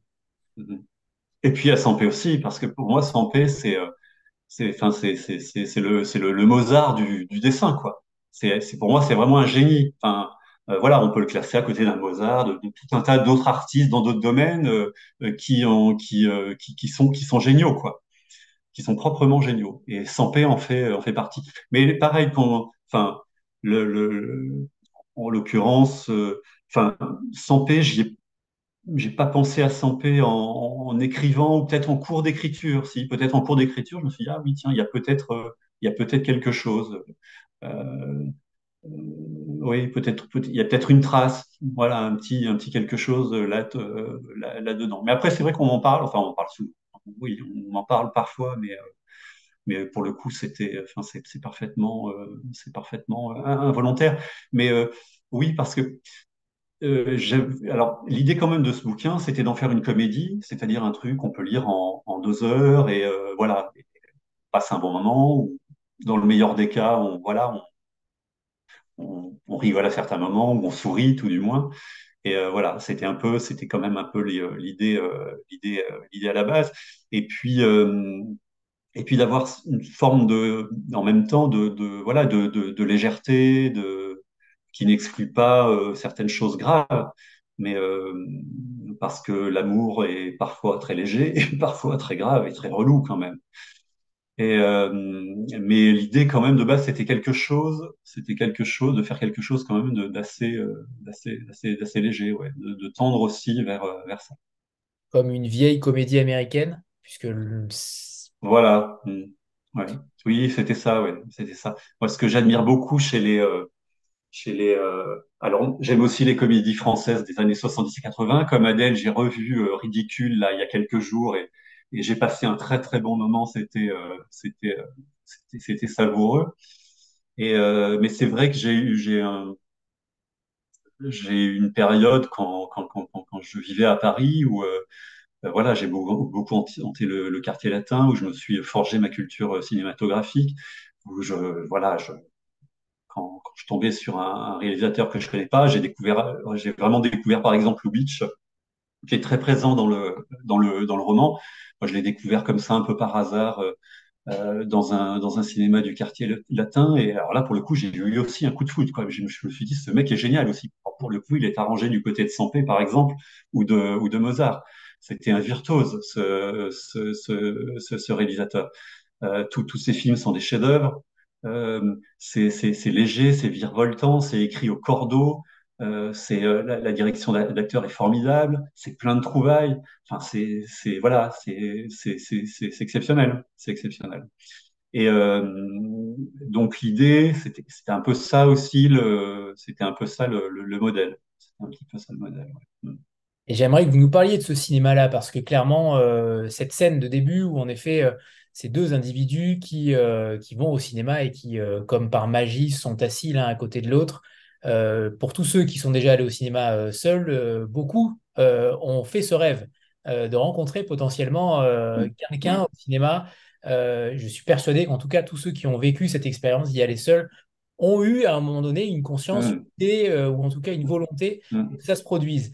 J'aimerais que vous nous parliez de cet amour du cinéma concrètement. Est-ce que vous y allez régulièrement? Est-ce que vous y allez seul? Parce c'est aussi, c'est peut-être une des thématiques les plus importantes de ce roman-là aussi, malgré l'histoire d'amour. Il y a quand même ce cinéma qui tourne en boucle continuellement avec cette bobine qui tourne.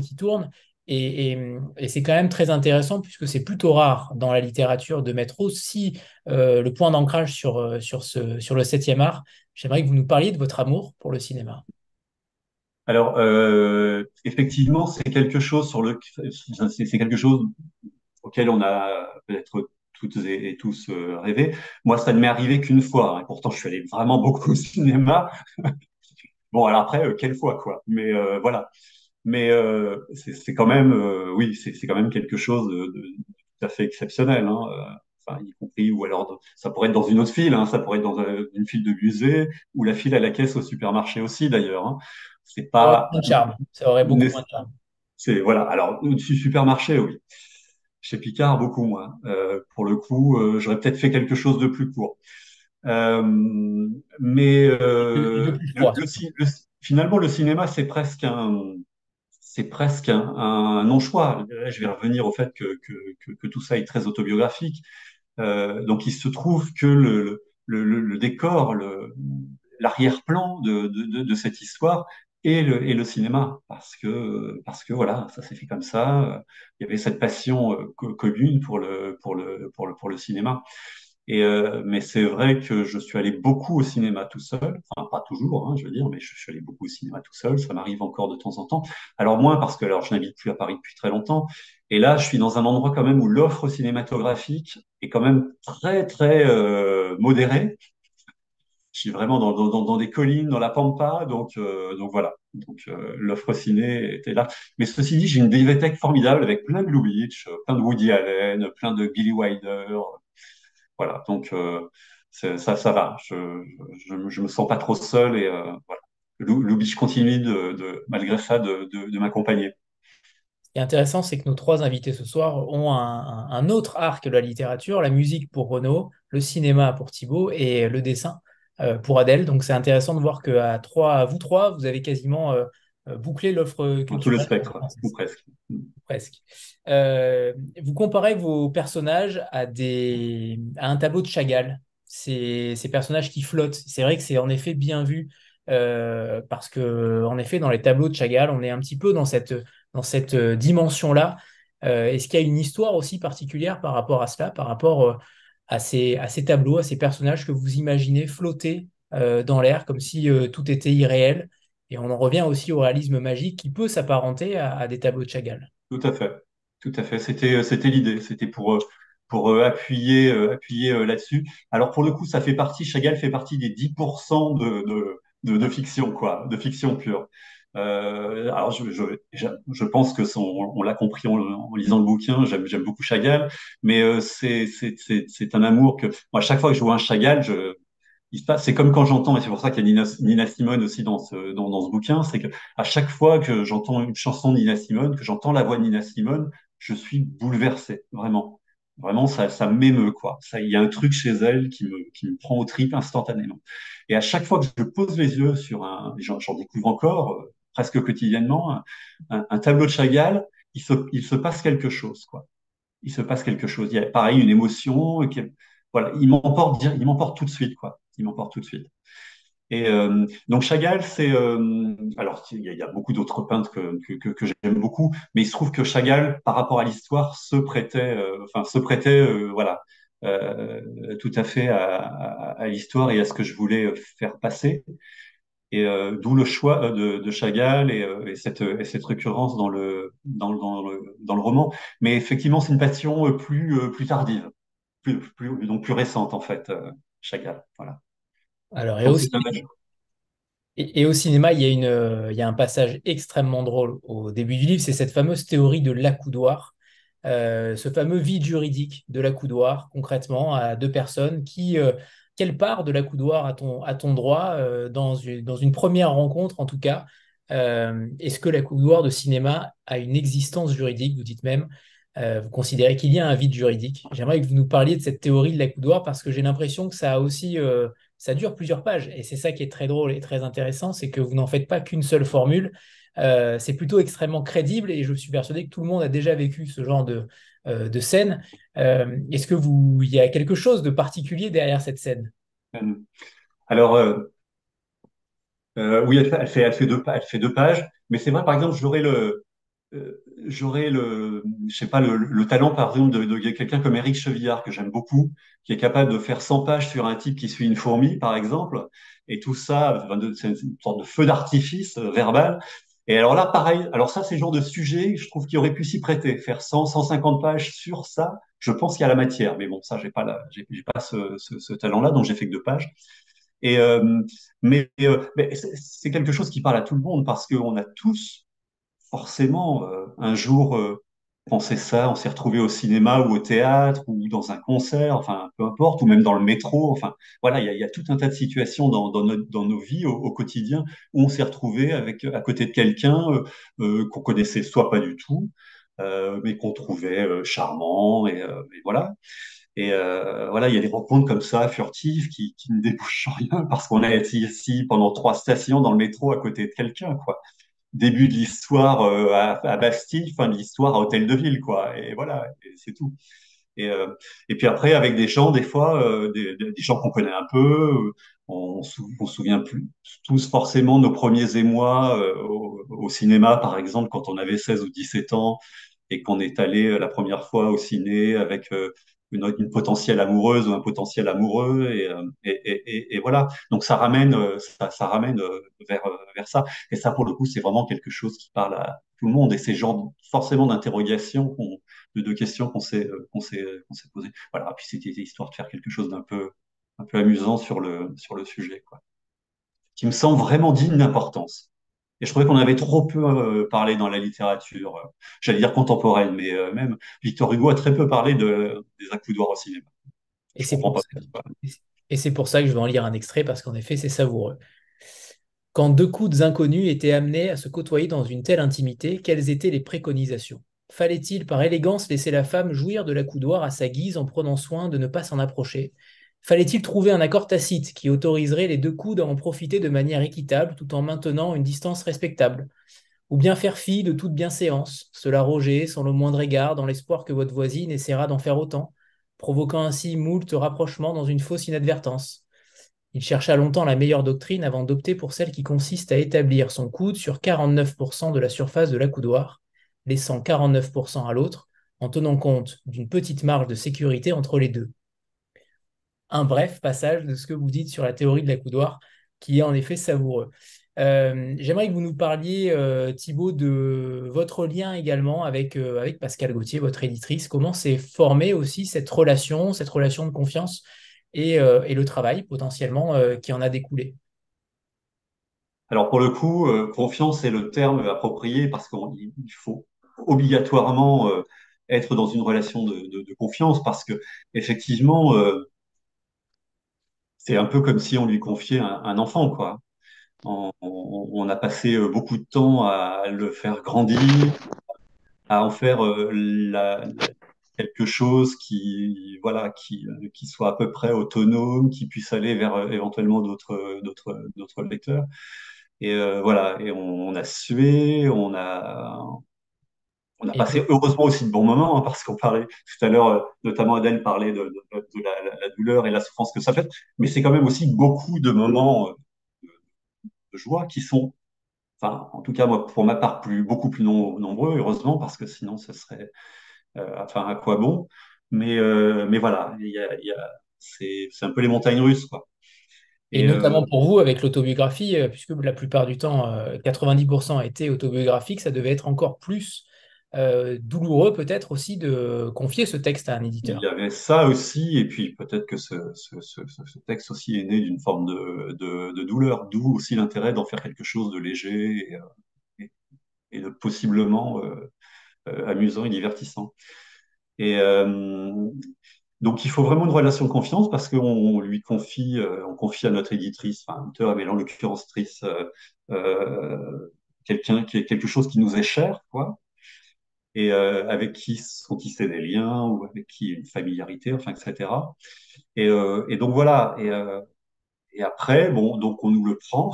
Et après, voilà. Après, c'est presque plus notre problème on n'y peut plus rien, quoi. Et on s'en remet donc totalement, effectivement, en l'occurrence à elle, à Pascal. Et moi, j'ai eu confiance d'emblée. C'est inexplicable. Hein, enfin, c'est comme toutes les rencontres en général. Hein. Voilà, c'est assez inexplicable. D'emblée, voilà. D'emblée, après, enfin, quand, quand quelqu'un vous dit bah, qu'il aime ce que vous avez fait, bon, d'emblée, vous avez déjà plutôt voilà, envie de lui faire confiance et d'aimer la personne qui a aimé votre travail, évidemment. Et, mais après, on pourrait être aussi déçu parce que voilà, des fois, il peut y avoir des choses qui achoppent. Bon, là, ça n'a pas été le cas. Et, euh, et c'est vrai qu'Adèle le faisait remarquer aussi tout à l'heure, c'est un premier roman, donc souvent les éditeurs, a priori, moi de ce que j'ai pu entendre ou lire ici et là, c'est que les éditeurs, souvent pour un premier roman, sont relativement, on va dire, indulgents. C'est-à-dire que très souvent, pas toujours, hein, mais il y a des éditeurs, alors pas tous, hein, mais il y a pas mal d'éditeurs qui, voilà, ils le prennent tel quel. Voilà. S'ils le prennent, c'est qu'ils l'ont aimé. S'ils l'ont aimé, ils le proposent. Ils vont le proposer aux lecteurs tels qu'ils l'ont lu, tels qu'ils l'ont aimé. Et je pense que c'est la manière de travailler de Pascal je dis bien pour un premier roman, parce que euh, Renaud disait il y avait eu un peu de travail. Je sais par exemple le dernier roman de Marie-Hélène Lafon, les sources, qui était sorti au début de l'année. Pareil, il y avait eu aussi des, euh, des discussions, des choses. Mais c'est normal parce qu'après, quand on se lance dans une œuvre, entre guillemets, ça se construit et on la construit pas tout seul. C'est un travail d'équipe. On travaille avec quelqu'un voilà, qui essaye de, de, de sortir ce qu'il y a de meilleur en nous, quoi. Et ça se fait pas comme ça en claquant des doigts, voilà, spontanément, sauf quand on est un génie comme Mozart, par exemple. Mais voilà. Donc non, c'est du travail, c'est du travail. Et ce travail, le fondement même de ce travail, enfin, pour qu'il soit bien fait, c'est effectivement la confiance. Donc voilà, donc elle a aimé le texte, elle me l'a écrit. Après, donc du coup, on s'est appelé. Elle m'a dit, la fin, ça va pas. Alors Alors là, si, parce que on pourra- quand je vous dis, alors quand même, il faut que je nuance un petit peu par rapport à ce que je viens de dire. Euh, elle m'a dit, j'ai vraiment beaucoup aimé, mais la fin, ça va pas. alors Euh, attention Thibaut, on ne peut pas oui. forcément parler de la fin parce Alors que non, alors je vais pas en parler, je vais pas spoiler, même si je pense que quasiment tout le monde l'a lu. Mais non, mais je vais pas spoiler du tout. Mais elle m'a dit la fin, ça va pas. Et alors c'était marrant parce qu'une semaine avant, la seule personne à qui j'avais fait lire le texte m'avait dit très exactement la même chose, quoi. Elle m'avait dit, j'ai vraiment aimé du début à la fin, mais alors, vraiment la toute fin, c'est pas, enfin, c'est pas possible, quoi. Donc voilà, donc je me suis dit comme ça deux personnes, et puis en l'occurrence la première lectrice est quelqu'un qui, alors en qui j'avais totalement confiance par rapport à ça, à l'écriture, enfin qui sait ce qu'est un livre, ce qu'est une histoire. Et, euh, et donc, je me suis dit, voilà, pour que voilà, deux personnes dignes de confiance me disent exactement la même chose, c'est qu'il y a un problème avec la fin. En fait, le problème avec la fin, c'est qu'il n'y avait pas de fin, en fait. Pour des raisons, c'est lié aussi au fait que ce soit autobiographique. Enfin, voilà. Là, je vais pas rentrer, je ne peux pas développer plus que ça. Mais voilà. Donc l'été a passé, on s'est revu à la rentrée. Je me suis dit, bon, elle m'avait dit, je le relirai avant qu'on se rencontre. Donc je me suis dit, entre-temps, pendant l'été, ça se trouve, elle l'aura relu et elle va détester.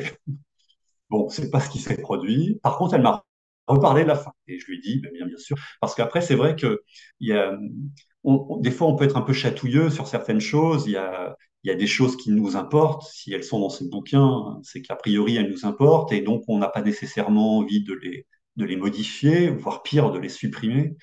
Euh, Là, moi, en l'occurrence, ça me chagrinait pas parce que je me rendais bien compte que euh, il manquait vraiment, il manquait quelque chose à la fin. Il manquait quelque chose à la fin. Et voilà, c'était l'histoire de deux pages, quoi. Et donc voilà, je lui ai dit que j'étais totalement d'accord que je lui soumettrais très prochainement une fin alternative. Enfin, une fin, tout simplement, en fait. Voilà ce que j'ai fait. Et alors, pour terminer, Thibaut, est-ce que vous pourriez nous parler de ce que vous êtes en train d'écrire potentiellement? Est-ce que ça vous a aussi donné appétit pour écrire autre chose? Est-ce que vous allez rester dans le même, entre guillemets, réalisme magique? Puisque là, j'imagine que ça ne s'est passé qu'une fois, ce fameux destin au cinéma. Concrètement, qu'est-ce que vous avez sous le coude aussi par rapport à un second roman? Alors, euh, il pourrait y avoir une suite, voire des suites. Mais après, j'ai peur que ce soit lassant. C'est un peu comme les Martines, quoi, hein. Vénus à la plage, Vénus chez Picard. Enfin, non, il pourrait y avoir un effet de lassitude. Donc, peut-être que j'y reviendrai. C'est possible, c'est pas exclu. Je n'en sais rien, à vrai dire.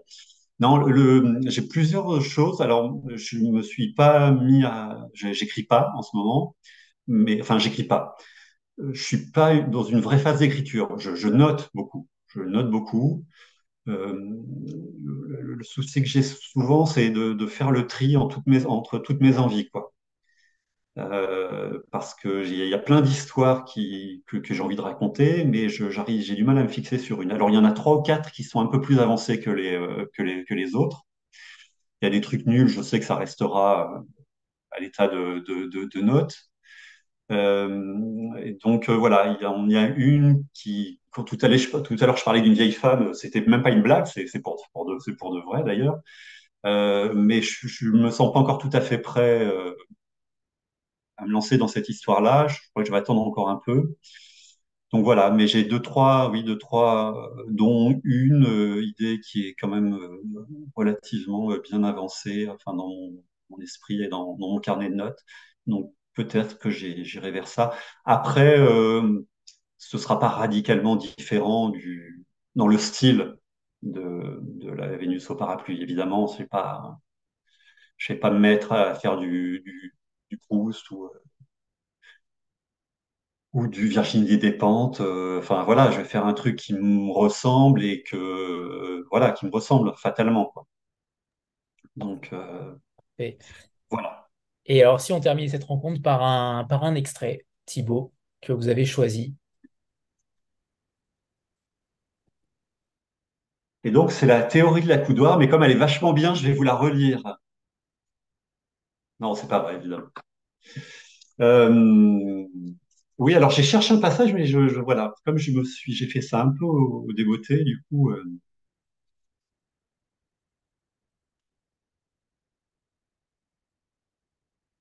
Alors pour recontextualiser très rapidement, donc c'est le deuxième rendez-vous entre les deux protagonistes. Ils se retrouvent pour la première fois après la rencontre hasardeuse. Et après une semaine d'interrogation à bâton rompu. Et puis soudainement, ces réjouissantes prophéties s'évaporaient. Et si après ces 7 jours de réflexion, elle l'accueillait dans un simili-sourire polaire, lui tendant une joue réfractaire, qu'elle le dévisageait avec un air de banquise, que ces mots n'étaient plus que givre et frima. Il resterait là, pétrifié, les lèvres glacées, tous ces mots d'incandescence et d'amour congelés au fond de sa gorge. De petites stries blanchâtres viendraient lézarder ses iris et ses pupilles qui tomberaient et joncheraient le trottoir comme de la vaisselle cassée. Il resterait là jusqu'au printemps. On ne retrouverait alors qu'un mince amas de vêtements baignant dans une flaque. Et si elle venait accompagner? Il avait étudié avec soin tous les scénarios, sauf celui-ci. Si elle arrivait dans un grand éclat de rire, bras dessus, bras dessous, avec un Apollon polytechnicien.